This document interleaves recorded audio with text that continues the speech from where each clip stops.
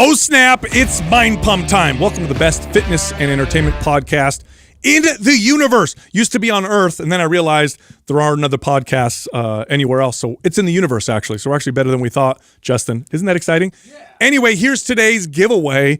How would you like to be a part of one of the best fitness groups in Facebook? Okay, so we have a private forum that you can go in. Normally you have to pay for this. You get in there, there's other trainers, other fitness professionals, other fitness enthusiasts. You can ask questions, you can have fun, you can share memes, you can get into crazy debates. It's a good time. It's also a little wild. Anyway, today's giveaway is free access to the Mind Pump private forum. Here's how you can get that. Leave a comment in the first 24 hours that we drop this episode. Make it a good comment. Also subscribe to this channel. Turn on your notifications. If we pick your comment, we'll let you in the forum for free. No money whatsoever. Also, we have 2 workout programs on sale right now. MAPS Performance and MAPS Suspension, both 50% off. Go check them out. Head over to mapsfitnessproducts.com. Just don't forget to use the code September50 with no space for that discount. All right, here comes the show. Lori, always great to have you. You're one of our favorite people on social media, let alone favorite females on social media, just favorite people in general, because you are one of the few people that presents accurate, good information consistently. So we're happy to have you. Thank you. Come on the show.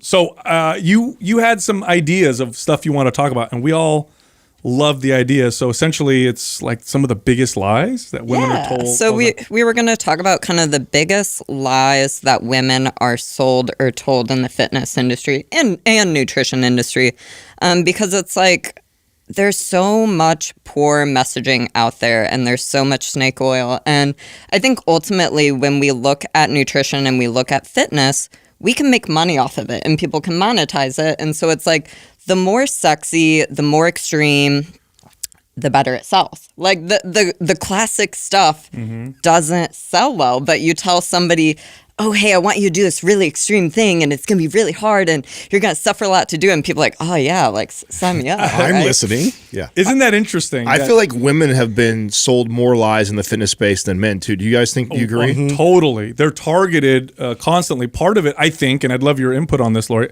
part of it, I think, is that women they make up a larger percentage of the just consumer base in general. Oh, yeah, for sure. I mean, men don't buy things. Like women love buying things. So that naturally happens as well. You know, it's like, I'm sure I would love to hear is like, even with Mind Pump Media, how many consumers are actually female versus male? Because I would assume it'd probably be. You know, it's funny. As a trainer, I'd say 70% of my clients at least were women. I think that's true for most trainers.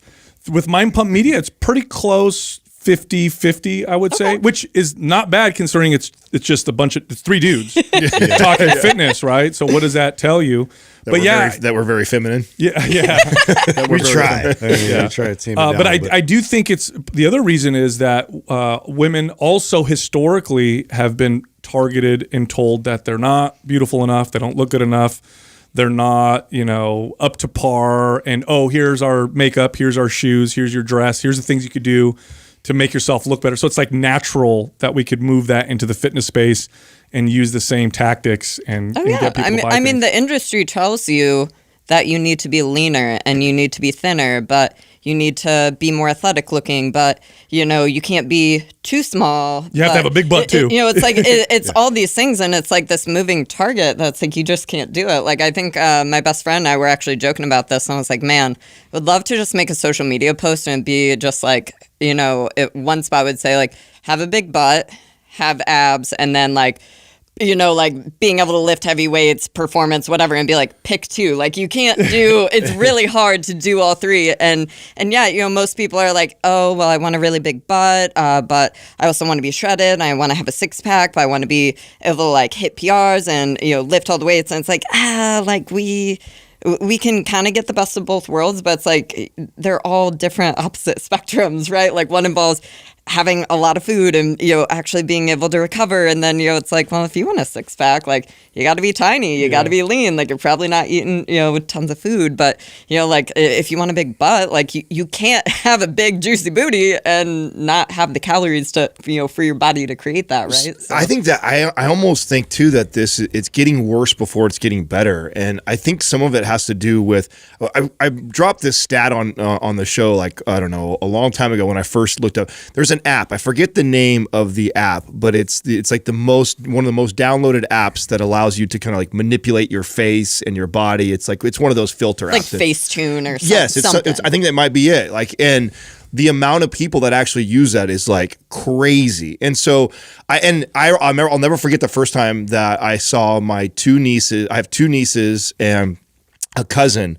And these were different situations and I would have never guessed that they use it, because I see their Instagram and I know them in person, so that they look like it. I guess I've never really investigated, but even the slightest little details, I caught my cousin doing this, where there was a post of her and her girlfriends on the beach in a bikini, and she just shaved her hips in just a tiny bit more because it was just a bad angle where she's at, and they like justify it as like, well, you don't want to do a lot because then that's really fake.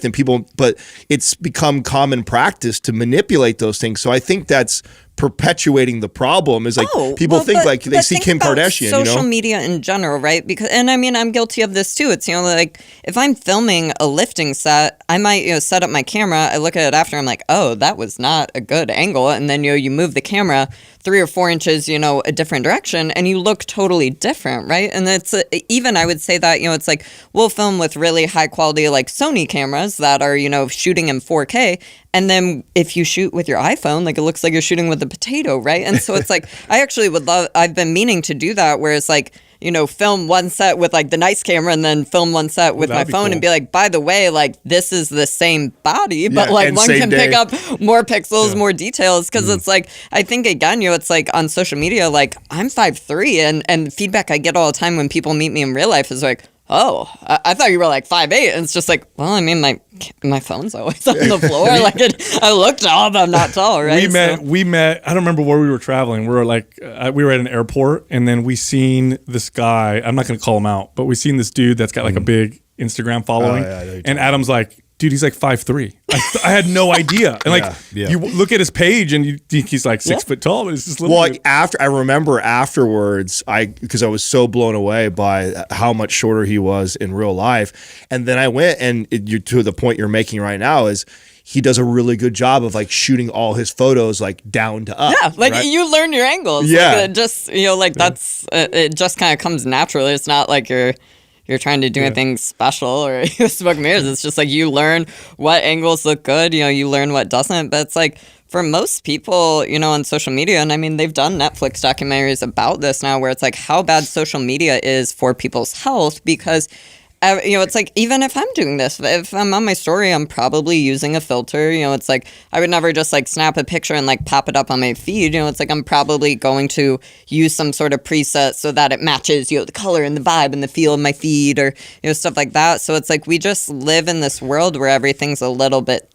doctored, and it's because our normal, and you just get used to it. Not only that, right? but it's also kind of, it's almost, it's hard to judge someone for doing that when the algorithm and the views pay you to do that, and you're running a business. So how can I judge you for kind of doing that? It's like, hey, listen, this is my livelihood, and hey, if I match my photos all with kind of the same filter and it gets 10% more views, it would be almost silly not to do that. So you made a comment earlier, and I think this is important to know. So you said that it's really easy to sell fitness when it's sexy, extreme, crazy. You make crazy false promises.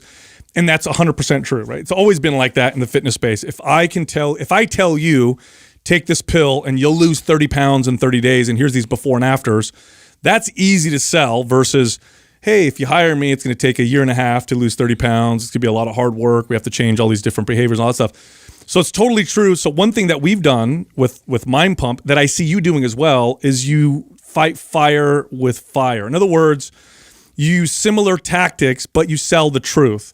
And that is very hard to do. It's very hard to sell the truth. So you have to be very smart with how you do it. You have to find a good angle, because this is a fight. It's a battle over the minds and souls of people who are trying to get in better shape. Because the truth is, although there's a lot of issues and problems in the fitness industry, here's the other side of it. It's the only industry I know of that actually has the solutions for our health epidemics.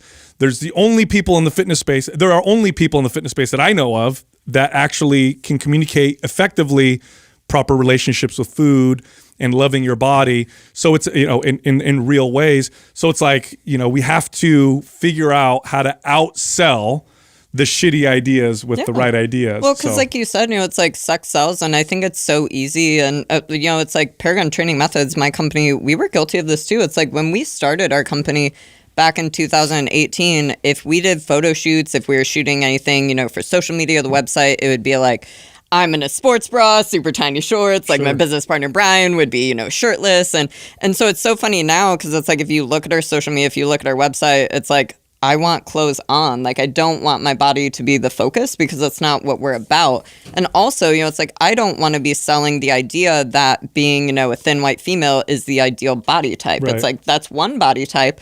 But, there's so many different body types out there, and all of them are worth celebrating. But health doesn't have a size, right? Like, health and wellness doesn't have a size. And so it's like, when we start looking at messaging, it's like, that was a conscious decision we made, where it's like, when we are shooting content for our company now, it's like, I just want you to be, it's like, we want to create FOMO, and we want people to see our workouts and be like, dang, like, these people look like they're having so much fun. Like, I want to be a part of that, rather than, again, just like, ooh, look at my body, look at how, shred I am or jacked I am.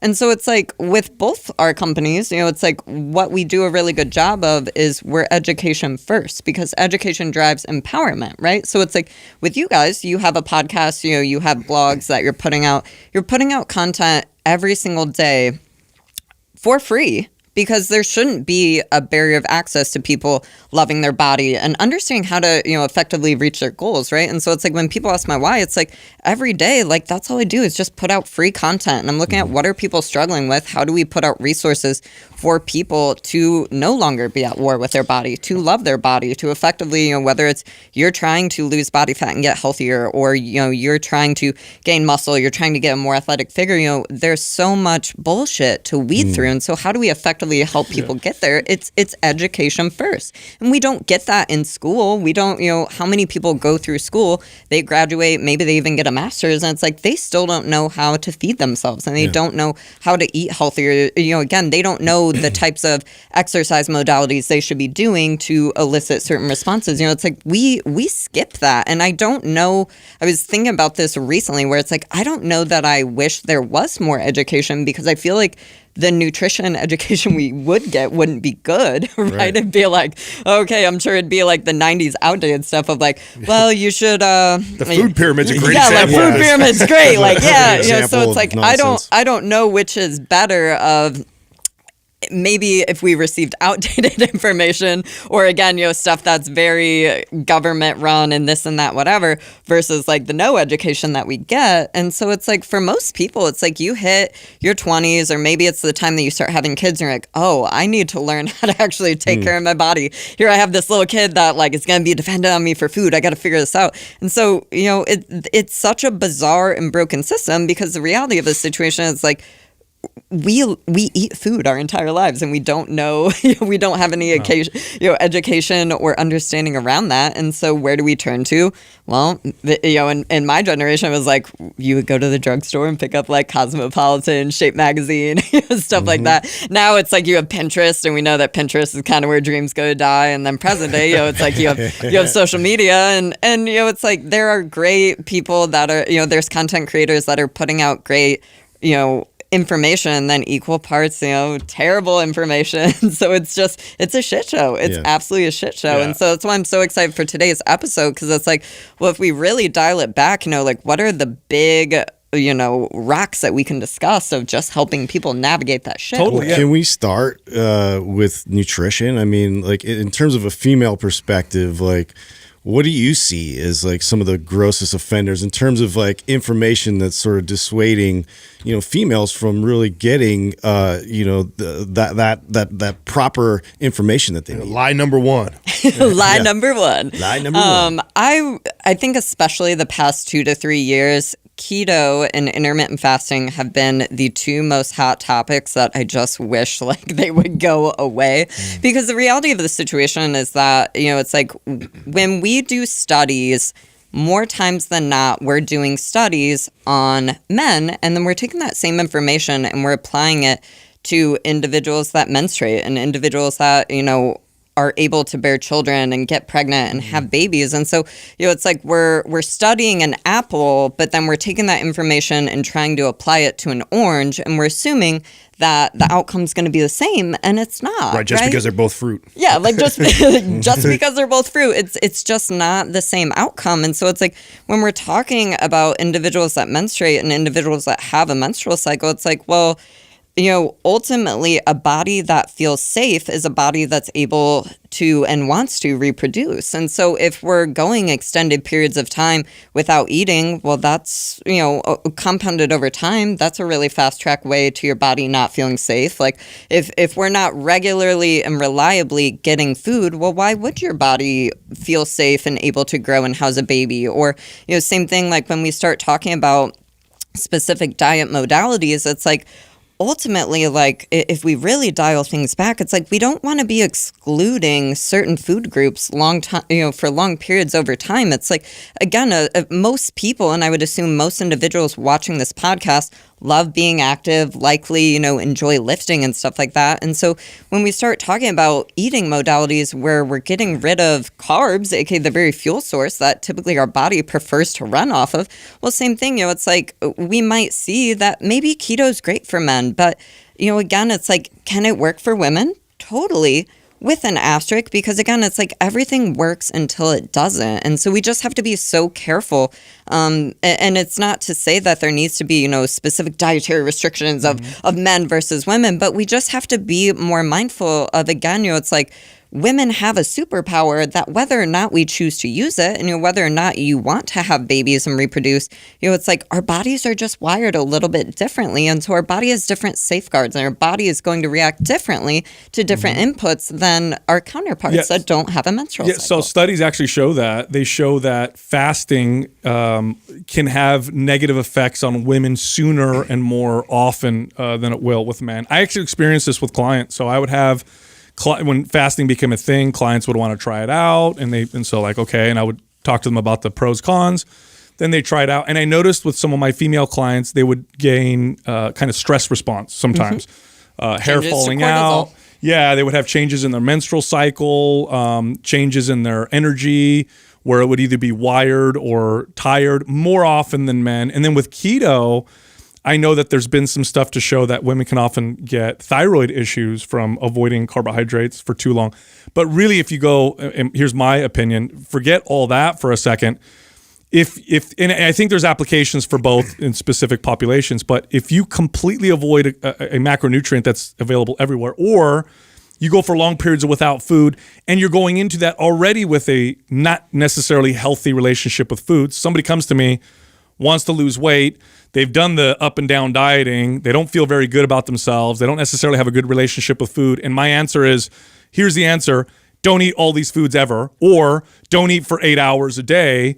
I'm feeding this dysfunction and probably making it worse. That's one of my biggest issues. Yeah, like the way you eat and exercise should provide freedom and peace of mind, and not stress. Yeah, like not stress, but also it's just like from a quality of life perspective, it's like, well, if we're talking about excluding carbs, it's like, well, how many food groups does that eliminate? Because that's suddenly no pancakes, no breakfast cereal, no granola, no muffins, no cake, fruit, and no fruit. And it's like, should we, some of those foods, like, do we want to be eating them every single day of our life for every single meal? No, but it's like, again, like we want sustainable habits, and we don't want to be doing things that we couldn't be doing forever. And so it's like when we're leaning in heavily to these extreme extreme measures, sometimes you have to do that to achieve a goal or to achieve an outcome. But again, it's like so many people kind of get broken by diet culture, and so many people get these really disordered relationships and habits and just ways of eating. And it's like, well, ultimately in the nutrition fitness space, we're trying to go from point A to point B. And so if you could achieve the same outcome, but still be able to eat those foods and still be able to have, the cake on your kid's birthday, why wouldn't you want that? Like, why would you want to have to white knuckle and suffer and struggle if, somebody could take you the other way, hold your hand, and yeah, it might take you a little bit longer to get there, but I think that most people, if you said, hey, you're trying to achieve this outcome, would you rather achieve this outcome and it might take a little bit longer, but you can still have the cake on your kid's birthday and you can still have date nights and maybe you can go out and have a drink on occasion, versus like, hey, for the next 6 months you're gonna eat this many calories and you're not gonna go on dates and you're not gonna, your travel's gonna be miserable because you can't enjoy yourself. It's like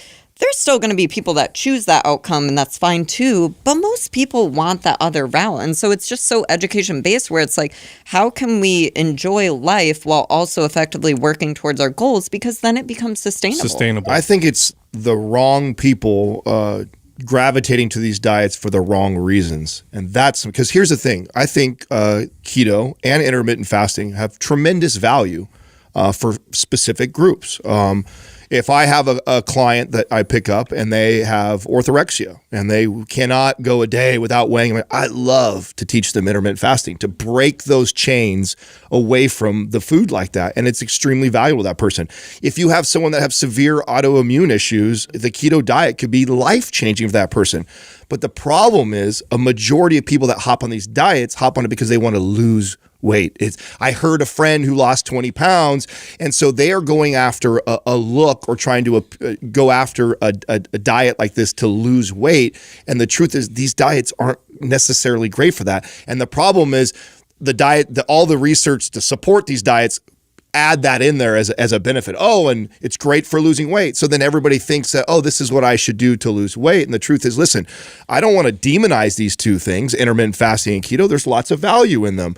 But I would say that where the problem lies is that a majority of the people that gravitate to these things gravitate to them for the wrong reasons. And then the next one, which is that, that you listed, was like fat or carbs. It used to be fat, by the way. We're all of the generation where, and we're, older than you are. I remember when fat was the problem. Yeah, everything was about fat. Wasn't Eating it fat Time makes you fat. magazine had it was like scrambled eggs and then like the bacon was making like a sad face, and I forget what the headline was, but it was like that was like one of the big things where it was like fat is bad. And it's still like, if I work with clients that are kind of in like the 45 to 60 age gap, you see that. You see that on food logs where it'll be like everything is like low fat yogurt, low fat this, it's like you're only eating super lean cuts of meat. So it'd be like chicken breast, tuna, tilapia. Well, the grocery store still provides it. So that's how it's still a prevalent problem in our industry, because there's still tons of everything low fat, non-fat stuff. We got hammered for decades that fat was bad for you. Literally, everything was about how bad fat was, which is hilarious. There's the picture right there. We'll post that up on this video. But it's crazy considering fat, especially fat, is an essential macronutrient. In other words, if you don't eat enough fat, you die. I don't care what your calories are. In fact, there's a condition, I can't remember the name of it, but trappers and hunters in the wilderness of the Midwest, back, I don't know, 100, 200 years ago, some of them would starve to death even though they would catch tons of rabbits to eat. But they would starve because the rabbits were so lean. So I forgot the name of it, but it was like rabbit starvation or something like that. And they would die or go mad because they didn't have enough fat. And here we are telling people fat is bad for you, which is, now on that tip, I'm sure you'd get clients like this. I used to all the time, where especially females, they show up, you talk to them about their food, and you're like, let's increase your fat and see what happens. And then boom, boom, my skin looks better, my hair looks better, I have so much more energy, I feel better, my libido's back. Like, well, you see and that? the thing is, it's like healthy fats are so important for so many different things in the body. So it's like if we're talking about, joint health, if we're talking about, like you said, skin and skin conditions, that's absolutely huge. Especially, when we're talking about omega-6 and omega-3 fatty acids, it's like if you have a super inflammatory diet, we can change a lot of those inflammation levels, and that shows up in things like your skin and your hair and how you feel in the day-to-day and how you recover from workouts. Dietary fat is so important for your thyroid health, your menstrual health. It's a part of and helps with your hormones as a whole. And so it's like, again, like the best way of eating is when we're consuming all the things. And it's like, for sure, if we're in a calorie deficit, we have to take calories from somewhere. But it's like, especially, again, I tend to work with the population of individuals that menstruate. And so it's like a couple different things, but it's like I'm always going to be really mindful of how low I'm taking somebody's fat levels, because you start to see that where it's like, if somebody comes to me and they're like, hey, my menstrual cycle has been missing the past year or two, and you look at food logs and you're like, oh, well, you're eating like 35, 40 grams of fat. Like, I'm not surprised. And it's almost like it's a joke, right? Because it's like maybe 2 or 3 months later, you start dialing up their food. Maybe they get up to, 60, 70 grams of fat, and then all of a sudden, boom, menstrual Right cycle. away. And we're like, oh, shocker. Like, the one thing that, contributes to all this. So especially with the menstruating population, it's like we just want to be cognizant of that. And so, it's like everybody is going to have different food needs, but we kind of start looking at minimums where it's like you'll notice certain trends where it's like, well, if you're eating really, really low carb, that can be such a big driving factor for thyroid problems or hormone and menstrual cycle problems. Because again, it's like most individuals, especially that are listening to this podcast, you're active, you like working out. So you're falling into that under recovery trap also. It's like, well, you're doing this exercise modality, but then you're not putting the fuel in the car that the car needs to do the thing, right? So it's like with both of them, it's like we have to find, everybody's going to be a little bit different on how many carbs a day they can tolerate and how many carbs they need to support their activity levels in the gym and outside the gym and stuff like that. But it's like we really start to see issues when we go the extreme. So we don't want to be super low fat. We don't want to see super low carbs. It's like we want to be eating all the macros. And the big no carb movement happened because somebody capitalized on the fact that everybody was saying low fat for so long. So one of the most effective marketing strategies in the world the opposite. is go the opposite, and you get a lot of attention. So Atkins comes out with his book in the 90s, and he said the opposite of whatever everyone else was saying. And because it's low calorie, of course, you'll lose weight on it. And it just totally blew up. The next point that you came up with, I love, because I have, my son's 10 months old. So my wife just had the baby, 10 months ago. And my wife is a trainer. She's been in fitness. Obviously I'm in fitness for a long time, but you still fall into this, like, right after you have your baby, you need to bounce back. And here's what you do to bounce back, get back to your previous shape. And women feel so much pressure. And this is a challenging, and of course, observing this from the outside, I could see how challenging it is because... Well, and social media makes it work, right? Like the issue with social media is it's like... Yeah, there's always that chick who's like showing she's 2 months out, she's got abs already again. You're like, she did it? Yeah, and again, it's like this messaging towards the pregnant and postpartum community has always been prevalent, but social media expedites it, and you just see it more because, again, people are sharing their journey because it creates a way for them to connect with other people, and again, it's like this blessing and a curse because it's like you're expected to have this baby and then just, oh, you should be snapping right back. It's like the body doesn't work like that. I will give a shout out to Meg Squats, who I follow on Instagram, because she is currently 6 weeks postpartum, and so she had posted, and 6 weeks is when they say, like, oh, hey, you're cleared to go back to exercise, like, woo.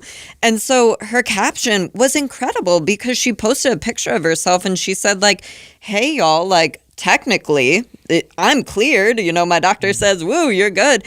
And I'm not ready to go back to exercise. And she was fit as fuck, prior to her pregnancy. Like, she was a power lifter and very in shape. And so I think that's so powerful messaging because, again, it's like, here is somebody that was so athletic, and here she's struggling just as much, postpartum. And it's like, everybody's going to have a different pregnancy. Everybody's going to have a different reaction.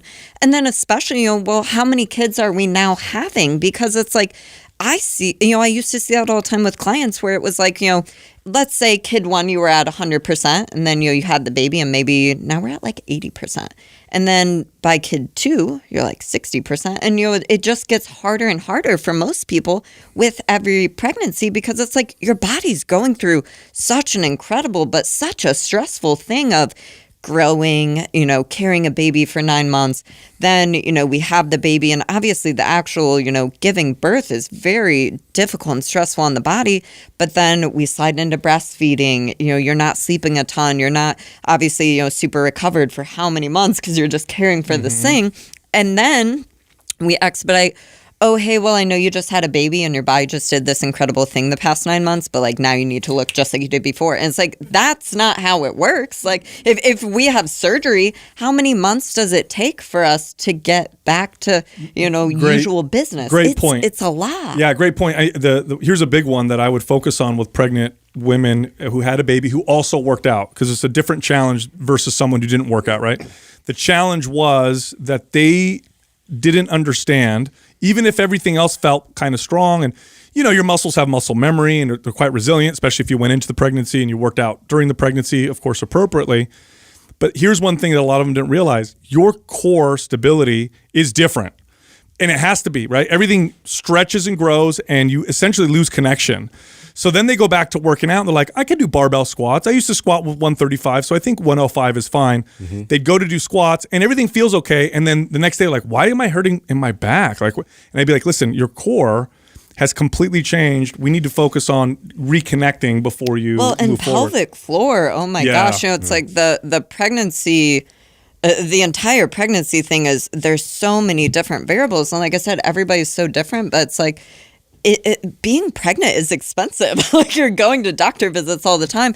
But then there's all these extra special steps where it's like, you really, like, one of the best investments you can make would be to be working with a pelvic floor specialist afterwards. Like, especially if you talk like the CrossFit community, that's super common to talk to moms, and they'll be like, oh yeah, every time I do double unders or I go for a run, like I pee myself a little, and it's like, that's a pelvic floor issue that we can fix and address. But again, you're like, there's not a manual like, oh, hi, you just got pregnant, do this, right? And so, like, God bless communities like Lindsay Matthews of BirthFit. She is absolutely incredible and puts out such amazing content for, the pregnant and postpartum community.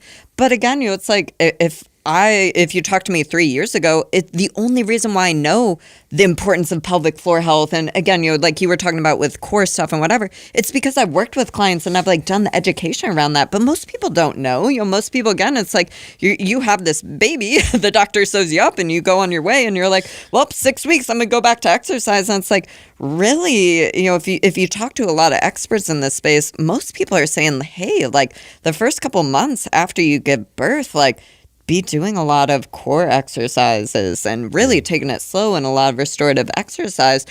But yet, if you have somebody that was super active and they love exercise and they love doing it, well, yeah, like you want to get back to doing the thing you love and you want to get back to feeling good in your skin. But again, it's just like there's this rush to get back and to bounce back. And the reality is, how many people we give birth and then you're like, okay, 3, 2, 1 diet, like I need to lose this baby weight. And it's like, with clients, if I was taking one, I stepped away from one-on-one coaching years ago, but even, in our Paragon Training community, we encourage people, it's like, hey, like, if we think about, for 9 months, your body expanded and accommodated for this baby, you should probably be just chilling and laying low and just eating at maintenance, if you're breastfeeding, worrying about eating enough food to support breastfeeding, but just letting your body recover and heal for at least 9 to 10 months. And so it's like, for me personally, I've always been, the long way is the shortcut kind of person. And so for me, it's like, I would rather see a mom just eating at maintenance, supporting breastfeeding,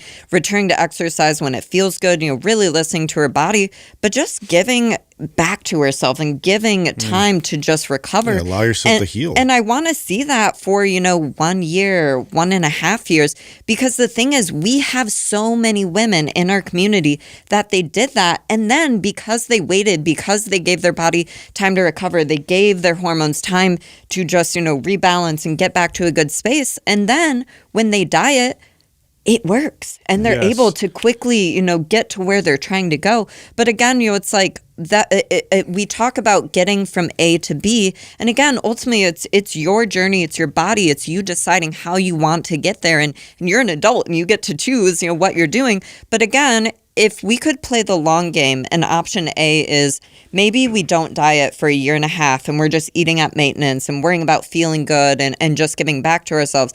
And then we're able to do, say a 3-month diet. It works. We don't have to go to insanely low calories. Maybe, good point. If maintenance calories, let's say we spent the past, 1.5 years, we're at 2,500 calories. Well, and we're able to diet at, say, 2,200 calories, we quickly lose that weight 3 months later, and we have this banging body, we feel really great, we look really great, checking all the boxes.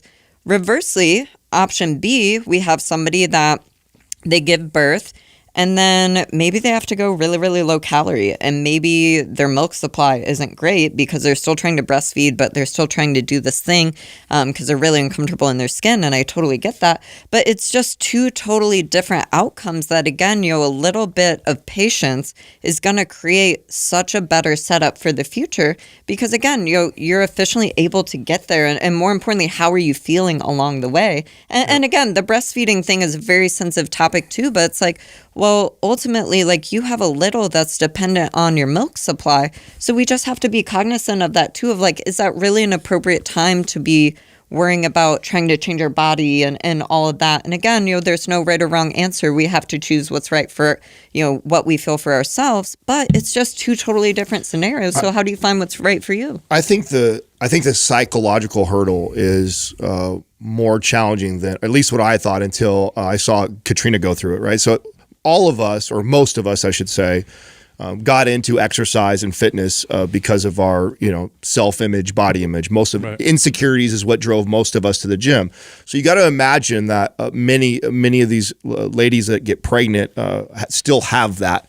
And imagine all of a sudden adding 30, 40 pounds to you, and then your body feeling so different, looking so different. It's storing body fat in different places. And I remember Katrina going through this because I've never seen her have body image issues. She's never common like that. She's a very confident woman. And I remember constantly having to remind herself, like, hey, you just had a baby. It's okay, hun. Like, you're going to get in great shape. Don't worry about it. But let's listen to your body and how it feels right now. Don't rush anything. There's no reason for us. And in fact, if you do that, you're potentially going to set yourself back even further. And who knows what else. And your number one priority right now is to feed my son and keep him healthy as possible, which means I want you as healthy as possible. We'll deal with the self-image, body image stuff later on. But I think that's part of why this is so challenging. We're talking about a lot of the physical things that are challenging, but I also think there's a major psychological thing that happens to a lot of women that see their body change so rapidly. Well, and I think one thing that I love about our Paragon Training community the most, because we are mostly women, is that my very good friend Hillary that lives in Austin, she was talking about this where it was like, hey, I went through IVF and here I went through pregnancy and I did the hard thing and I spent a couple months breastfeeding and I'm now ready to just get back to feeling good in my skin. I did the thing, I did my part, and I loved that and I loved hearing that because in the pregnancy world, we have so much guilt and there's so much judgment, and it's almost a damned if you do, damned if you don't situation, because people love passing on their opinion of, oh, you should breastfeed more, you should breastfeed less, or you should do this, that, and whatever. And so I think, again, just having the autonomy to, again, choose your journey for yourself and what's right for you and your body. But yeah, it's like also giving that permission card of like, how do you want to feel and what do you want to be working towards? And again, the only person that matters, it's for you. Like you brought this kiddo into the world, so you also equal parts, need to do what's best for you. Yeah, Lori, it definitely is a huge challenge. And I do want to say this, the people that I've worked with who say, I had a baby or I had 2 kids, my body was never the same afterwards, are the ones that rushed into it. because they went into it so fast. Not the pregnancy. I'm talking about the post-pregnancy working out. And they caused issues that they didn't solve later, that later become harder to solve. You're talking about pelvic floor issues. If you don't work on those things and you strengthen everything around it, it can be very hard to even diagnose. And you start to, why do I keep hurting? Why does my hip keep hurting? Or why do I have these issues? I'm working out all the time. I'm very fit. Then you got to go to specialists. And lo and behold, there's some pelvic floor issues that happened 10 years ago when you had your kid. Now, you did mention calories. You said 2,500, 2,400 calories. One more point, another point that you made that we want to cover was this 1,200 calorie number. Like you need to eat 1,200 calories to lose weight. I think I know the origin of it. I'd love to hear your opinion. In my opinion, I think the origin of 1,200 calories is this is what we were told is the minimum. I remember when I first got my first certifications for nutrition, they said never have anybody go lower than 1,200 calories for whatever reason. So of course that's where people would set their clients. Let's start at 1,200 calories. That's the least. It's a weird industry thing, and I don't transparently know where it started, but it's like you see that all the time. Like if I walk into say like a meal prep company or something, and I buy some ready-made meals, it'll be like, oh, here's 1,200 calories for women, and here's 1,600 calories for men, and you're like, wait, what? Like what? So I think that if I could go back in time and I just wish there was more education about how much food we all actually need to eat to sustain and do the thing, because again, it's like I think in the community of fitness, it's so easy to also hear information about general population versus, if you sit at a desk all day and we don't work out, your calorie needs are going to be very different than someone who's lifting and, doing the thing and totally, right? Muscle makes a big difference. But and so there's so many factors that go into how much you need to eat. But same thing, it's like, when I, was a teenager and I found myself, I didn't know that I had undiagnosed thyroid issues, but I was, super athletic, super active, and suddenly struggling with my weight for the first time. It's like, same thing. I went to Pinterest. I went to, would pick up a Cosmopolitan magazine, and everything you read was 1,200 calories, 1,500 calories. And it's like present day, fast forward, I'm 5'3". I'd say right now I'm lifting for about 60 to 90 minutes, 4 times a week, pretty much following just a progressive overload strength and conditioning program, doing tons of bodybuilding. But it's like at the end of the day, I lift for 60 and 90 minutes, 4 times a week. And it's like, for me, I need 2,400 calories to maintain. And you're tiny, by the way. Yeah, I'm not tall. No. You're a tiny little thing, and you're eating 2,400 calories. You're lean. Your body fat's got to be in, the high teens at the most? I would guess. Transparently, I don't know, but you're very lean, obviously, but you have a lot of muscle. You remind me. I used to tell a story I've told the story so many times on the podcast of how I had this female trainer that I would always use to sell training to new members, because new members would, especially women, they'd come in and they, I don't want to do the weights. I don't want to get big. I don't want to get bulky. I don't want to do. And then I would page this female trainer who looked very much like you, right? She was small, petite, whatever. Super jacked. Yeah. And I'd be like, exactly. And I'd be like, can you guess her body weight? If you can guess within 15 pounds, I'll give you a free membership for whatever. And they'd be like, she's like 100 pounds. I'd be like, all right, get on the scale. She's 130 pounds. And I'd say, she looks tiny because she's lean, but she's got muscle. And then I'd be like, tell her what you eat. And then she'd be like, for breakfast I had 4 eggs, 2 slices of bacon, 2 pieces of and she'd go through this huge laundry list of food, and I'd be like, she can eat that much because she's got muscle. Yeah. That burns the calories. Well, just think about the message you're sending your body to go the other direction with 1,200 calories. And by the way, too, what type of person is the type of person as far as that goes for that extreme calorie restriction is also normally the same person who goes for extreme exercise too. Mm-hmm. So it's usually both. It is. That's what I'm saying. So that's the same personality that's willing to do the extreme dieting is also normally the same personality that will do the extreme training too. So then not only do they go 1,200 calories, then they sign up for one of those Orange Theory, F45 CrossFit classes 5-7 days a week on top of that. And think about what you're telling the body to adapt to and setting yourself up for it. Even if you did achieve your goal, even if you got to the body image, the image that you wanted, imagine how miserable you are training 5 to 7 days a week and only eating 1,200 calories for the rest of your life. Just beating the crap out of yourself forever. And you know what's? Here's the thing: in modern societies, you want a fast metabolism. This wasn't true 10,000 years ago. If I could survive on 1,200 calories 10,000 years ago, I did better than the guy who had to eat 3,000 calories. Today, it's the reverse. If I could get my metabolism to burn more calories, then I'm going to fare better with the food because we're surrounded by so much food. It tastes good. I'm not very active, so having a lot of muscle helps burn all those calories. So a fast metabolism is a benefit nowadays, Well, yeah, not a 'cause slow you're metabolism. able to go on dates. You're able to travel and not be stressed out. You can just enjoy food and enjoy, so many experiences versus like the quality of life. If you're trying to only eat 1,200 calories or 1,500 calories, like that's tough. Dude, that's like one burrito. Like, I can't One do that. Chipotle. One Chipotle. Yeah. But so it's like if I could go back in time, I wish that I could tell my younger self, like, there's this assumption and there's this messaging of like, I always grew up being like, oh, well, you're a really tiny individual, so you just don't get much food, and that's how it is. And the reality of the situation is like, that's like, I love that I was actually born a very tiny person because again, it's like most clients that I'm talking to or most Paragon members that I'm talking to or people on social media, you're likely taller than me. So if I'm here eating, well above 2,000 calories, it's not uncommon to have female athletes that are 5'6", 5'8", 5'10", and it's like maintenance calories, 2,800, 3,000 calories. And again, if we talk on social media, you see, oh, full day of eating, 1,600 calories, and you're like, sick, dude, like what? Like, so I think- That was breakfast. Yeah, so it's like, if I don't like making generalized statements for the nutrition and fitness industry because there's so many things that go into this.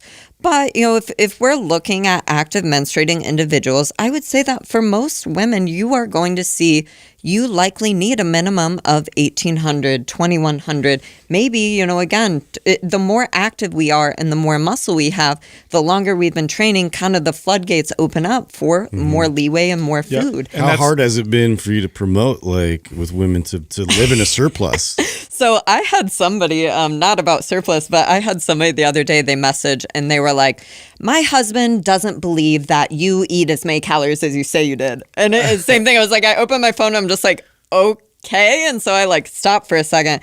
And so I was like, okay. So I like open up Chronometer as my favorite like food tracking app. And so I made like a video screenshot. I like went back a week ago.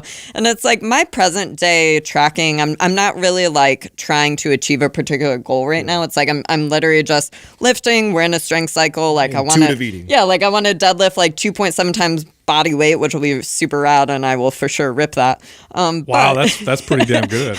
You wait, it's coming. Yeah. But it's like at the end of the day, I track my food every day, and I might have some days that's 2,200 calories. Maybe I did a lot of volume one day, so I might have 2,500 calories. But it's like I'm consistently, like I said, I'd say a good solid range, probably 2,500 calories. I'm always aiming to hit right around body weight and protein. And I don't stress too much about the carbs and fats. If I'm super active, I'm going to have a day with more carbs. And then reversely, if I'm like, ooh, I sat at my computer all day long, like might have a little bit more fat, a little bit less carbs. Exactly how we tell people. Just because the activity wasn't quite there that day. And so it's created, it's like I said, I don't stress about food. I don't have a lot of the disordered eating habits that I had so many years ago because again, it's just like, this is a part of me. This is what I do. If I don't track my food, I actually don't eat. So it's like, I'm always super stressed out. I'm always super busy with work. And so I track my food to make sure I'm eating enough food because otherwise what happens is, if I go without tracking for a few days, they'll be like, damn, I feel really terrible in the gym today, or like strength's just not there. And that's like, I'll like track my food and be like, oh, well, you ate 1,500 calories today. Like get it in, sister. So it's like, for me, I know that so many people find macro tracking, super obsessive or super stressful, but it's like been doing it over a decade and it's just something that I do, just like doing my laundry or going to the gym, it's just part of my life. But for me, again, I love doing it because if I don't, I feel like garbage. You've developed a good relationship with it. You've mentioned a lot of, people who menstruate or, having your period and the changes that can do to your body in the sense of how you might react to food and, diet and exercise. One of the other points that you put up here was that women are told that their period is not important or that you don't need to have one. Like, it's not a big deal. Like, oh, your period is all over the place. We'll control it with this hormone, or it's not that important. Like, why is this not a good message? Yeah, so ultimately, our menstrual cycle is one of the best underlying indicators of our health. And so we don't get a lot of feedback, about that from our body, right? But, for individuals that menstruate, it's like we should have a menstrual cycle. It should probably happen every 27, 28 days. It should be relatively symptomless. But yeah, the messaging that I grew up with, and I really didn't learn about women's health and hormones and all that stuff until literally I was 28 years old. And, I was struggling with a lot of just symptoms and stuff. And so I started reading a couple of my favorite books is Laura Brydon's Period Repair Manual. Great book. Dr. Jolene Brighton, who y'all have had on a couple times. She's incredible. She wrote the book Beyond the Pill. Laura Brydon has since gone on. She basically wrote a book for individuals going into perimenopause and menopause. And so that's called the Hormone Repair Manual. But it's like, it wasn't until I read these books at 28 years old, that I started to understand, oh, it's really important to have a menstrual cycle. Whoa, but it's like there's so much messaging out there where it's like it's totally normal to have menstrual cycles, that you have really bad PMS, and it's totally normal to have cramps, and it might be totally normal to like miss school or stay home from work because you're on the rag or whatever it is. And it's like the reality of the situation is like those are all symptoms that we might be dealing with hormone imbalances, and whether what those levels look like with your estrogen, your progesterone, totally different, depends. But it's like when we understand that's a really good radar on our health, well, maybe we're an individual that we love training, and we're super into fitness, and we're super into nutrition, and our menstrual cycles goes missing, and we just go, oh, well, that's kind of cool. Like I really want to bleed every month anyway. Like this makes life so much easier. Like that should be, it's like we can use our menstrual cycle as feedback from the body of, oh, maybe my body's not picking up the things that I'm putting down. And whether that's, our frequency with drinking things like alcohol, maybe that's again, the way that we are exercising. Are we training 5 to 6 days a week, doing super strenuous, super high intensity exercise, or reversely, are we working out 3 to 4 times a week and, putting in strength and conditioning or whatever it is, it's like our body is always it's like our body's always trying to communicate to us. But as a society, we've gotten really bad at being able to pick up the phone and listen. And so much of coaching individuals is getting people to reconnect with their body and pay attention to, again, well, so many people use the scale as an index of their success and stuff like that. But it's like, when we're coaching people, we're getting them to look at, well, what are your energy levels like? What's your sex drive like? How are we sleeping at night? Are you waking up multiple times a night, or reversely, do you sleep through the night? How are you feeling in the gym? Are you regularly hitting PRs? Are you seeing, changes in your muscle and body composition? If you're trying to diet, is it going successfully? It's like when we start getting people to pay attention and kind of step out of their body and start analyzing those things and the things that really matter versus just, hyper focusing on the scale. That's where the money's at, because again, it's like if we're feeling really, really good, that's sustainable, and that's what we're looking for, right? Laura, you're a good person to ask this. You said something that's really interesting to me, because I remember getting a lot of clients that would actually say things like, oh, I get really bad periods. Like so I have to stay home from work, or my cramps are miserable, or I just have extremely heavy bleeding. Are there, have you seen like common offenders? Are there common, like when someone says that to you, are there like okay, I'm going to ask this or look for this or look for this? Are there common things? Sure. Well, and I mean, I was one of those people. So it's like for me, I was the kid that in high school, I had really, really bad cystic acne. I had periods that were so painful, so uncomfortable that I would miss school for days on end. And so my mom did what I think most individuals experience is like you go to your OBGYN, they write you a prescription for the pill, and it's like, oh, dang, like my skin is suddenly clear and glowing, and either, I don't have a menstrual cycle anymore, or, everything gets better. And so it's a delicate balance of like understanding when we start doing things like taking oral contraceptives, how that might affect us in other ways. But it's like if somebody's dealing with all those symptoms, kind of like you mentioned, it's like I was a little upset that there wasn't more discussion on, hey, well, actually, if you made changes to the way that you're eating and you made changes to the way that you're training, which, I've always been an athlete. I was a competitive gymnast, did competitive track, in college, it was like I ran marathons and then got into CrossFit and, present day, just kind of love bodybuilding and strength and conditioning. But it's like, I was always doing the most on everything. So it was like, if you talk to me in high school, well, everything I was eating was typical high school kid. Like it was super highly processed foods, going out to eat at McDonald's, caffeine and just tons of like sugar and everything was just stress, right? So it was like, I wasn't eating enough food. The foods that I were eating were probably super inflammatory and not great for my body.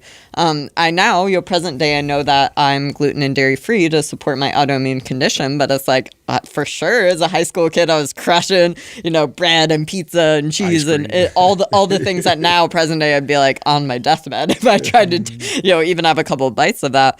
But, it's like present day, I have really relatively symptomless menstrual cycles. And, it's like if I didn't track my cycle, it's like that day would happen. I'd be like, oh, start my menstrual cycle today. Whoops. But, for most people, it's like the severe mood swings. It's everything from feeling, super crummy leading up to your workouts to some people feel really terrible during their menstrual cycle as well and just don't have that strength, don't have that power output.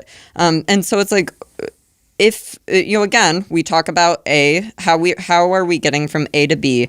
And so would you rather take a prescription and temporarily relieve those symptoms? Because the reality of the situation is if you got off the pill, if you got off the IUD, whatever it is, well, all those symptoms are probably going to come back.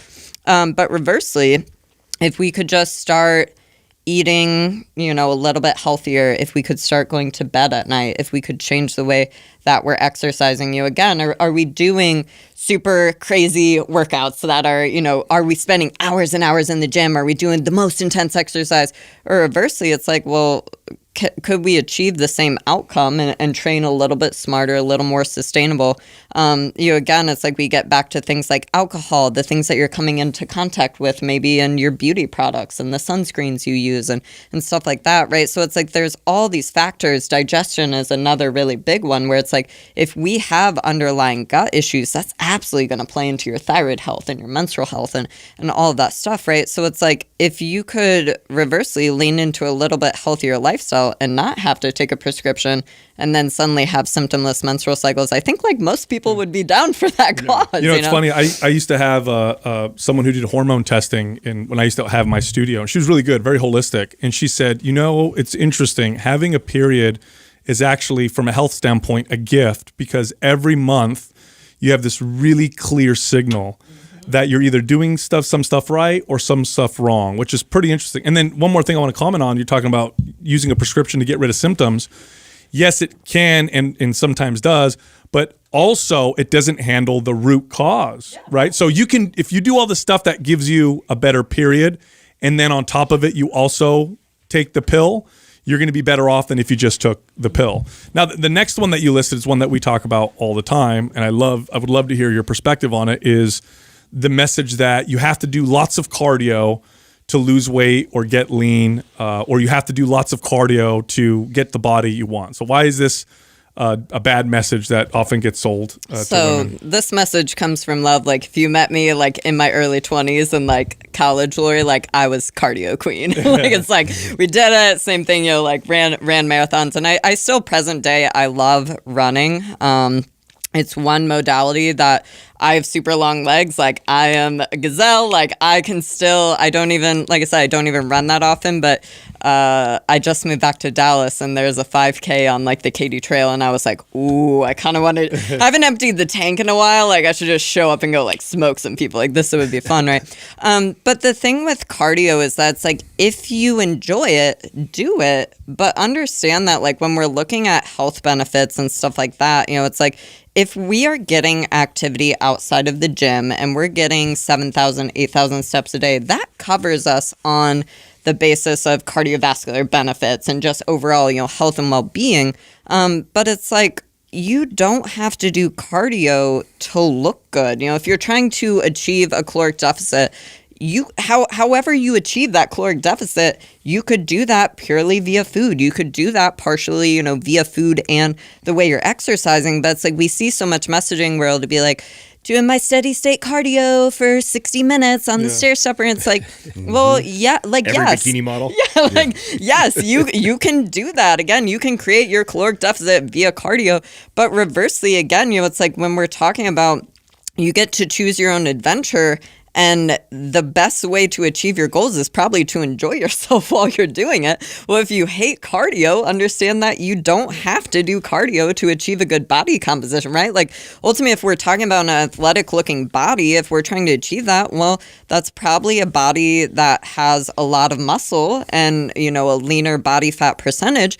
Well, you're going to achieve that likely via lifting heavy on a progressive overload program, or you're going to achieve that body type through doing, periods of caloric restriction and then going back to maintenance and then caloric surplus to gain muscle and put muscle back in your frame, right? And so we're kind of whittling our body down. But it's like, again, if you enjoy cardio, by all means do it. But I just feel, and again, I don't know if it's just social media, but I'm just like, if I could never hear the word cardio again, like it would be too soon. Because people ask that all the time. Well, they'll be like, whoa, well, you lift really heavy, you look great, you're super shredded. Like, how much cardio do you do? And I'm like, I don't do any. Like, every once in a while I might like go burn it down and run on the weekend, right? And people are like, wait, what? And again, it's like and I don't know if it's more just from like the bodybuilding world that it's just like they're obsessed with cardio, but it's like, again, how do we get from A to B the most efficient? It's like if somebody wanted to get a really banging body composition, if they enjoyed cardio, I would incorporate it as part of their plan. But it's like you don't have to do it. You not only not have to do it, but it's actually not the best strategy if you want to maintain muscle, because you're sending the opposite signal by running like crazy. So I think that's part of the problem too, is that the studies that we used to do on people when it comes to like weight loss is all around law of thermodynamics, calories in versus calories out. So in an hour period of time, what type of exercise burns the most calories? And so I think that's where it comes from. I think it's just been perpetuated because of that. It's like, oh man, I could get on the Stairmaster for 1 hour really hard and maybe burn 600-700 calories. I'm not going to do that during doing weights, but again, it's not the full picture of what's going on. And it's not going to speed up your metabolism like lifting weights will. So if you're like the average person who's only, let's be honest, the average person is going to work out like 3 days a week. They're not going to do 4, 5, 6 days a week. And you're only going to pick one form of exercise. Do the one that speeds up your metabolism. It's just going to give you the most bang for your buck. Now, speaking of calories burned, the next one that you put up was people talking about paying attention to the calories burned on their like devices and stuff. So why is this an issue? Why is this a big problem? Like, why can't? What's the big deal with looking at my watch and be like, oh, I'm burning? There's so many cool devices out there. Yeah, Let me just keep burning calories. Man, like, and I think it's just such a disservice.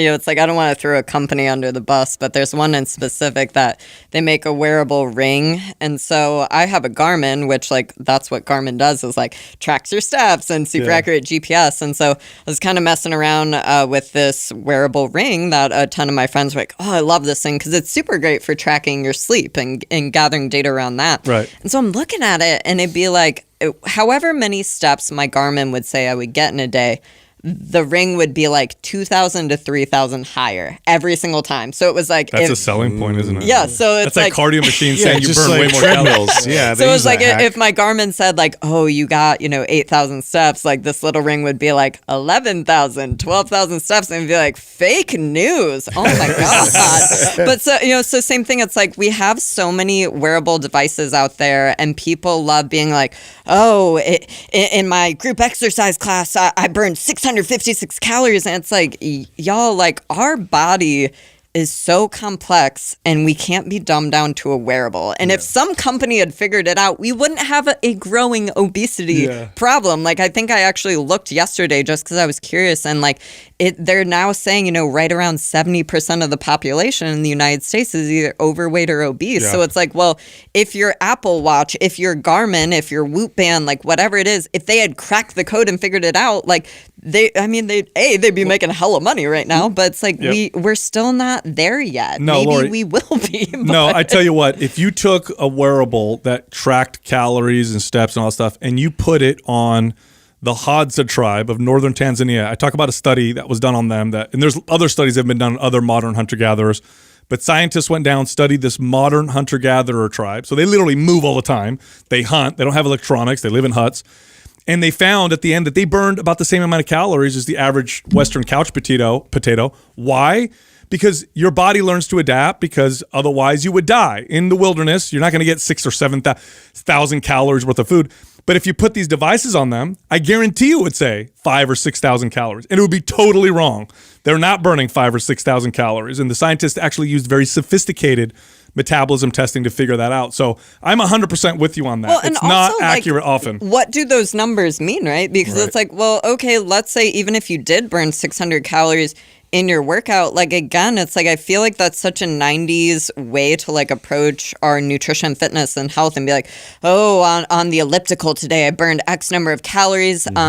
Today I ate this many calories, so I just need to subtract. And it's like, again, like, it's just not, it's not. It'd be nice if all that math really lined up perfectly, Right. right? Well, the metabolism is just so much more complex than that. It's like ever moving and changing. So for you to think that you could follow this little tool that tells you the calories, and if that even mattered that much, and Sal said the other day, I think it's like it's actually maybe one of the worst ways for people to track or measure whether they're doing a good job in their fitness or not. It's so much more complex. Well, and what they find is that when the average person sees this, they did this one study where they listed calories. There was this like citywide mandate. All restaurants have to list probably just calories. makes them eat more. It just makes them eat more. And anyway. they did. They actually tracked it, and people ate more, because instead of saying, wow, if I eat the burger, it's 300 calories more, I'm going to eat the salad, they said, wow, the burger's only 300 more calories. Yeah, or I I'll eat burned the burger. 600 calories in my class, so I can have 2 glasses of wine now. That's really what happens. So it can definitely Always what backfire. Another thing that you said, now you mentioned earlier you have a goal of deadlifting, what did you say, 2.5 times your body weight? Or? So I have deadlifted 2.5 times was our last strength cycle. And so this time we're going 2.75. 2.75. Okay. So the next one you listed here is that women will still believe often is that lifting heavy will make them look bulky or manly looking. Why is this totally false, and why is this damaging? Again, I'll say it's like when I was making this list, a lot of them were like, I was thinking back in time to like either things that I fully believed or things that, things I see, coming up with our members and clients and stuff like that. So it's like, if you met me in 2012, when I first started strength and conditioning, I remember walking into a gym and the owner was absolutely jacked. Like, she used to do, physique shows and stuff like that. And like, just such a badass athlete. Like, she was actually like a regional CrossFit athlete, competed multiple times. But so I remember, it was like, here I was at the depths of my eating disorder. I was literally 92 pounds when I found, the barbell, and it saved, it completely changed my life. But so, I stroll into this gym, and I remember thinking, wow, this workout was so fun. Like, I can't wait to keep lifting weights. Like, this is so cool. But mutually, I remember looking at this individual and in my head thinking, ooh, but I just don't want to get, big like that. And like, now I'm like, what? Like, I wish I could get big. Yeah, you know like, how hard that is? Like, my best friend Alex and I talk about this all the time, where we're like, man, like, we've been training a decade and like, we're still not huge. Like, how do we get bigger, right? Like, how do we get more jacked? Like, it's just, reaching my genetic potential. Fuck. But it's like, we're not genetically made for that. Like, women don't, like, we are. And I do want to add, you've been working out consistently for years. You lift weights like a bodybuilder. You also probably have exceptional genetics, considering you're a high-level competitor in sports, which means you worked hard, but also have really good genetics. The average person could lift weights all they want, and what they'll probably accomplish after years of doing so is a sculpted, toned or whatever body. Yeah, it's like, you don't lift heavy enough to get big. Yeah, like, that's really the hack, right? You go a long way. They're saying that as they're lifting like 60-pound deadlift over there, But it's like, we got a ways to go before you get that bulky, I promise. That's always like our talking points in our group. And again, it's like the population we have. Like, my ideal, like, best day in life would be that somebody joins our programs and they've never lifted a weight in their life. Like that would be. Oh, you get to show them the magic. Yeah, like let's go, right? But it's like, so many people will be like, oh, like I'm really scared to get big, or I'm really scared to get bulky. And it's like, y'all, like I'm dead. It's like if I'm hip thrusting, God bless anybody that's in Lifetime, because all the 45-pound plates are gone. Like I'm hip thrusting 400, 425. Like you ain't squatting today, right?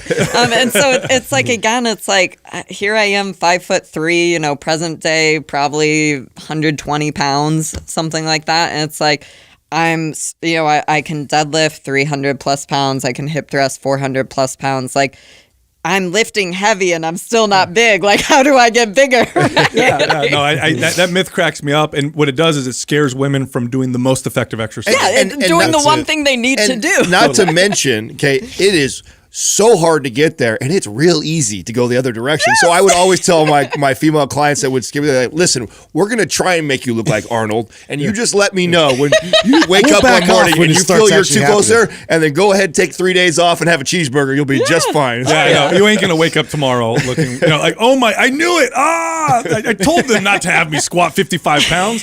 Now I look like Lou Ferrigno. And it's like the word toned, it's like, I hear that all the time where there will be comments. So it'll be like, oh, like, how do I get toned like you? And it's like, y'all, like the athletic physique that you are describing, again, is a body composition that likely has more muscle than you have now. And yes, it might have less body fat, but it's like so many people get caught up in the cycle of, oh, I just need to lose body fat. Like if I just lose body fat, I'm gonna have this physique. And it's like, y'all, like if you lose that body fat, you're probably gonna look like a melted candle. Like that's the body composition. I do want to point out though, because there is an exception where you do get this, and because there's somebody listening right now, I know for sure that's like, I don't care what they say, I've done lifting before and it's made me look bulky, whatever. But many times they haven't addressed the inflammation, gut issues. They're not eating appropriate for what their goals are, and then they go touch some weights, and then their pant size or something totally. goes Well, a dirty bowl. Also though, right? Like we have to remember, and this was on the list as well, is that when we're talking about fat and we're talking about muscle, they're two different types of tissues. So again, if we want to bring back up the fruits and apples and oranges, like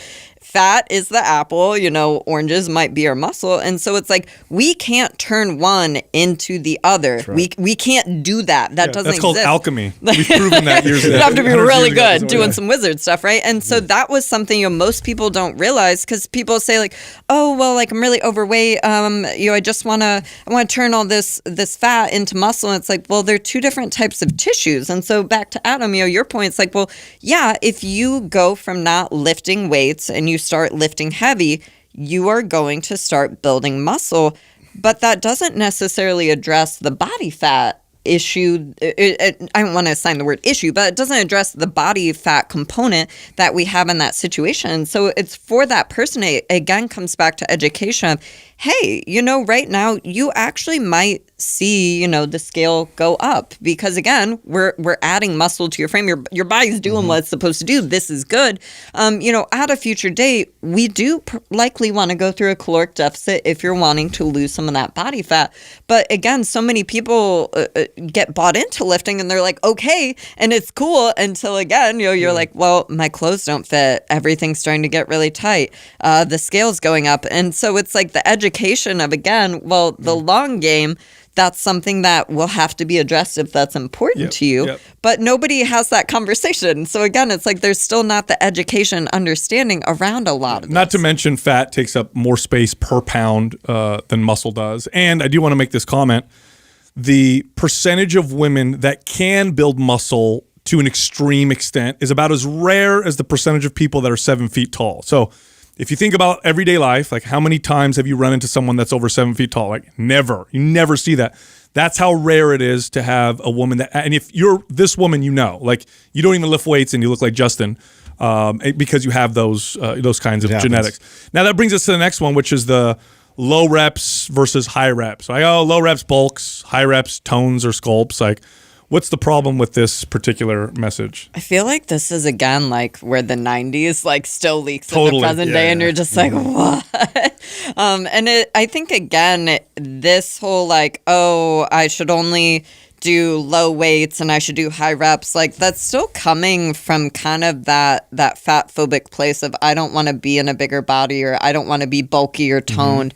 And so I think it's just it's so tough because, again, kind of like we were talking about earlier in the show, typically for a lot of male athletes, especially if you were playing football, you were playing baseball, or any sort of sport, you were likely doing strength and conditioning, and you were likely in the weight room. And so you already had some exposure to, hopefully what a good training program might look like.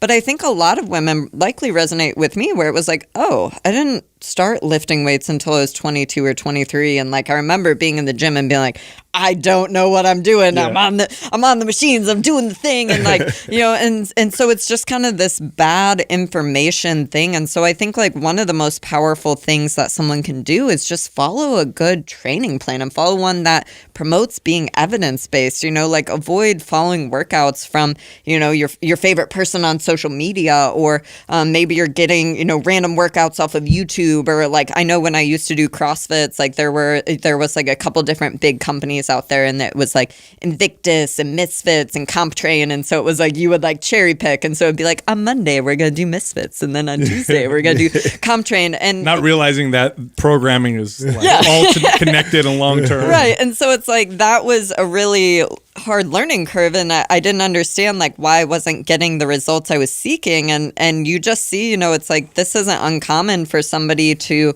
maybe on Monday they go to spin class, and then on Tuesday they go to boxing, and then on Wednesday they go to, an F45 class, and it's like, well, it's important that we enjoy the way we work out, but again, we have to understand if the way that we are exercising, are the inputs matching up with the output or the outcome that we're trying to achieve, and so it's like being very clear on where we're trying to go and how to most efficiently get from A to B. But it's like if we're talking about strength training, or we're talking about like, hey, I want to build a really strong athletic looking physique, it's like, well, you need to find a progressive overload program. So it's going to be a program that has weekly repeating movements. So maybe every Monday you're back squatting. And so the goal over the course of that, 12 or 15 week training cycle is, well, we want to increase difficulty every single week. And so if I open the cycle and I'm squatting, say 200 pounds that first week, well, hopefully that second week I squat 205, and then I squat 210, and I squat 215. So that, again, by the end of the cycle, cool, I can hit PRs, we see strength gain,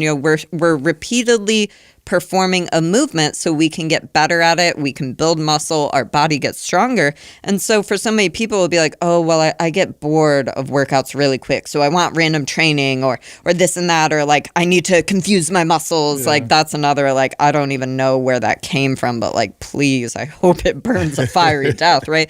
But it's like, the honest reality is like, the more boring your program, the likely it probably is, because we can't get better at something point. We're not practicing. I love that point, because that was so when we first started, right? The number one complaint, right, that we would get, or feedback, negative from Maps Anabolic. From Maps Anabolic was, I know what all these are. This is just the basic squat. I know these exercises. It's the shit that works. Yes, that's why it's there. Yeah. Just straight away. Get back to us in 2 months. I also think part of this problem, though, too, and why this one won't die, is so you have these famous, Instagram girls that got famous from a television show, or they're not even a real fitness professional, but maybe they put fitness coach in their profile or whatever, but they really don't know shit about exercise and training, but they're beautiful. They got the beautiful body that a lot of people like and aspire to have, and they're doing all these circuit training, glute kick, here's a brand new exercise. Band exercise with 40 this, 30 that, and just your heel. It really so works the inside I think, part. and we talk about they got millions of followers for whatever reason. They were famous on a reality show or whatever like that. But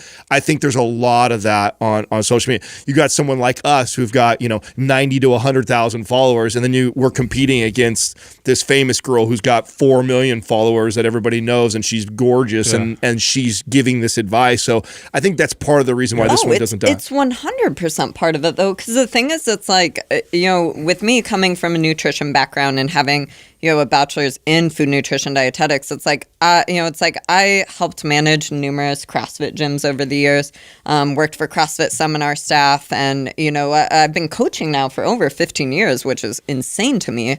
But it's just like, I've never been passionate about the programming side of stuff. And I was never passionate about like the one-on-one PT side of stuff. Like I loved group coaching, but missed me on programming, missed me on just understanding how to do all of that. And so when we founded Paragon Training, like my business partner, Brian, he's been training for 20 plus years, like, and he's so nerdy and he loves it. We're such a good balance because I'm super nerdy about nutrition. I never get tired of it, but he's the same way where it's like spare time. He's listening to podcasts, he's digging into research, PubMed, all this stuff. And so it's so crazy because again, for so many years, I was following various workouts and various programming and CrossFit and this and that, whatever.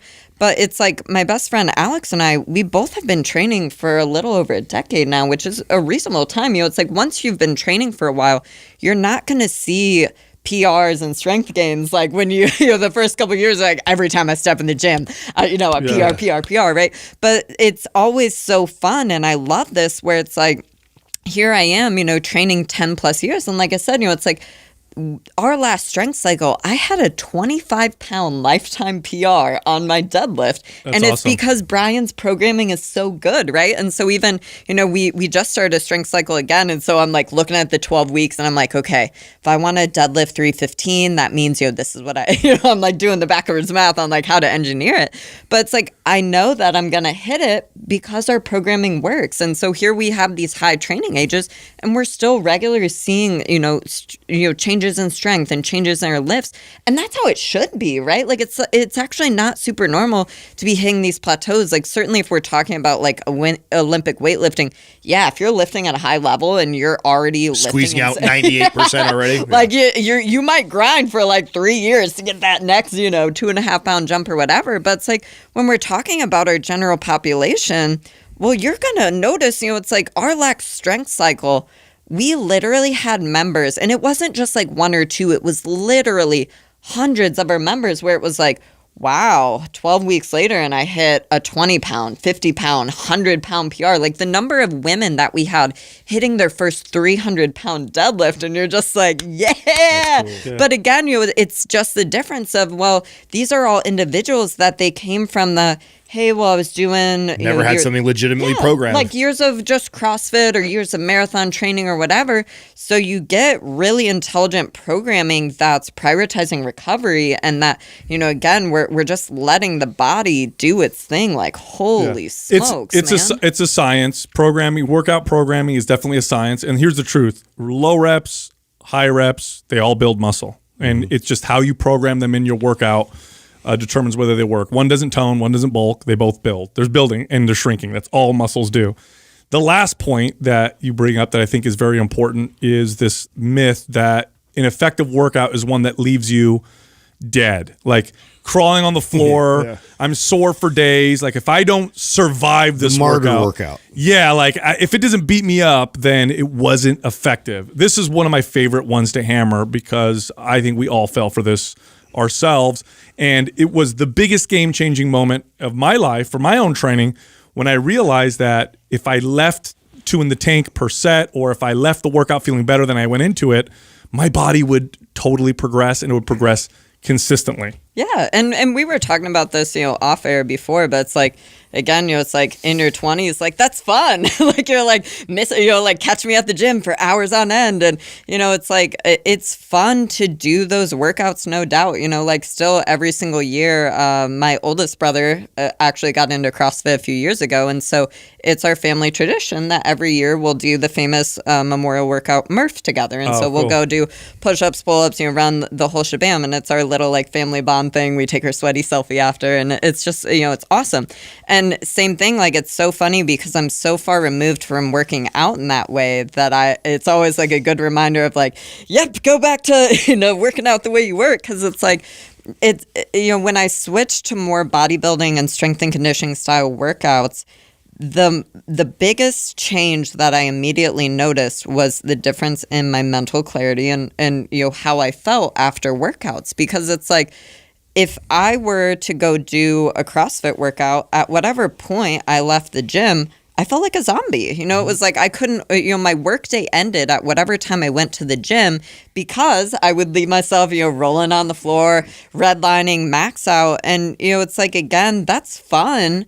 But we also, again, if we come back to this whole like, well, what goals are we trying to achieve and how do we most efficiently get from A to B? It's like, if we could work out in a different way and work out for less time, feel better and more quickly achieve those results, like, would we want that? Because for most people, absolutely. Totally. And so it's like, again, just understand that inherently exercise is stressor. Like, that's the point. That's how we achieve, those adaptations, whether that's losing body fat, gaining muscle, getting stronger, hitting PRs, whatever it is. Like, that's duh. That's it. But it's like, well, maybe we don't have to go super hard in workouts. It's like with our programming specifically, we encourage people to basically lift 2 to 3 reps from failure. And it's a hard learning curve, especially if you come from, like the CrossFit style land where it's, and I struggled with this for probably the first year and a half of struggling, where I'd be like, my business partner, Brian, would text me and be like, you were struggling pretty hard on those squats. Like you were grinding, or those were really long reps. Be like, yeah, it was great. And he'd be like, you should go less weight next week. And be like, what? But I'm trying to do the most. And so it's like, it's just, again, this understanding that we don't have to do the most, and that, intelligent training is going to help us prioritize recovery. And recovery is the secret sauce to adaptation. So it's like, that's when it happens. That's when you adapt. It's funny, as when I would manage gyms and have trainers working for me, when I could finally convince trainers to train their clients this way, because I would tell them, your clients should leave with more energy and should leave your session feeling better than they walked in with. And it was a struggle because a lot of trainers were like, no, I got to beat my clients up. The ones who adopted it had clients that stayed with them longer and were more successful. They were worried of the opposite. They thought if they didn't beat their clients up, that they would lose clients and they were going to be successful. People aren't going to lose weight. No one's going to get in shape. But when they actually incorporated this, they became more successful because, newsflash, people like to feel good. So it's like strange. Yeah, it's like you want to feel good, and it's much more, you're going to be much more, it's much more sustainable to show up to your workouts and feel good afterwards. It's less likely to be sustainable knowing that at the end of your workout, you're going to be dead, especially when you're tired.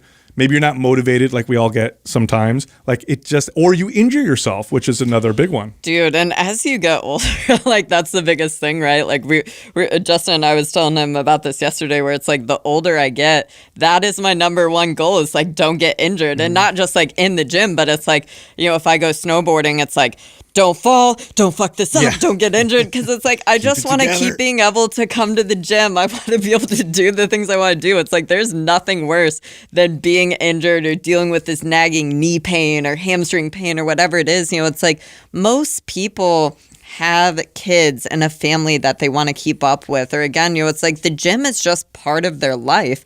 And so you don't, it's really hard to have a positive attitude towards exercise if you dread it, right? So when we're talking about those personal trainers and stuff, again, where it's like, oh yay, I get to get punished, and I'm gonna not be able to squat the next day, and I'm gonna be on my hands. It's like, reversely, well, yeah, if they had a personal trainer where it was like, if the experience is like, well, yeah, like I worked really hard at the gym, but I felt great after. Yes. And I'm able to show up as my best. It's like, it's so difficult to explain how, air quotes, how hard to go in a workout, right? Because don't get me wrong, it's like when I'm going for, hitting another PR in my deadlift this year, it's like, I'm going to meet Jesus on a couple of my reps, and, it's like there's going to be some grind, and it'll be great, right? But it's like explaining to our members, because people will be like, yeah, so I did today's workout, and I think I want to add more stuff. And you're like, oh, well, you didn't go heavy enough. Like, if you chose the weights right and you were lifting 2 to 3 reps from failure, like,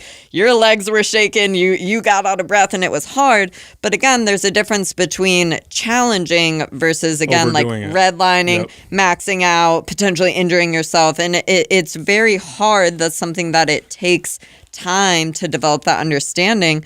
But again, it's like if you're coming out on your training cycle too hot, well, you're gonna plateau in the later parts of of the cycle. This is a science thing. And we get so caught up in it's a motivation and discipline thing all the time that it's just like, oh, the more I do, the harder I push, the more results I get. But it's like, no, there's a science actually to this. I'll tell you what, we often work out in the morning before we podcast. Okay, if you went back 15 years or 20 years ago, I would not be able to podcast after my workout because my workouts were so brutal and ridiculous that I would have literally sat here and it would have been the worst show of all time. Yeah. Now, we work out before we podcast because we finish the workout and we're jazzed. We feel great, and we actually do. Your biceps look huge. Yeah, maybe. And we do a better main reason every time. I got the special camera on there. We do better episodes as a result of it, and that's how you should feel after you work out. You should feel better, not feel worse. I tell you, it's always fun to have you on the show. Always fun to be around you. One of the reasons why we had you on is we want you guys to get more people to work under you and to hire you guys because there's not a lot of people in our space who are doing it right. So we really appreciate what you're doing. You're a champion, we really appreciate what you're doing. So keep crushing, and we hope you get more people from this episode. Always a good time. Definitely. Thanks, y'all. No problem.